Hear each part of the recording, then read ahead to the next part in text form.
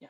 So one thing, like, because there is just an inside back of my mind, which Siddhant, when he was sharing, it just got to my mind. Because one thing, see, I live in a tri-city, and Chandigarh, every almost alternative days in these COVID times, um, there were a suicide cases where like senior citizens are committing suicide. So think about for a while, like, see, these are those people, like the age when they are committing suicide, these are those people who have seen a lot.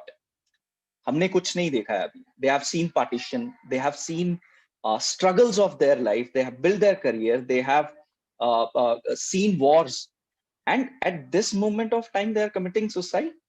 That's a pretty strange. It's a question to me also, like I'm figuring out. But to my experience, what I am able to figure out is having a purpose and meaning is very much important in the life, and regardless of age. I guess this is the most important thing.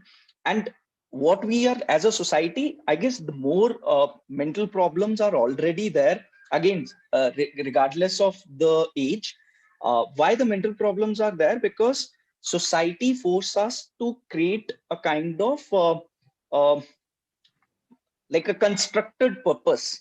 Like when I was young, I need to study and I need to get good marks, which is not my purpose, but it was constructed and forced on me. I was conditioned to fulfill that purpose.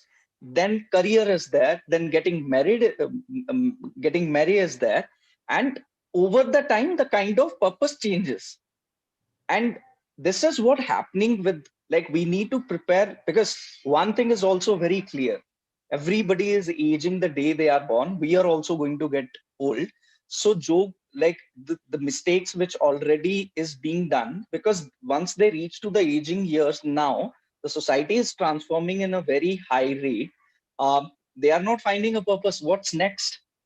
And that's where I guess the helplessness, boredom, and this is one way of looking at it.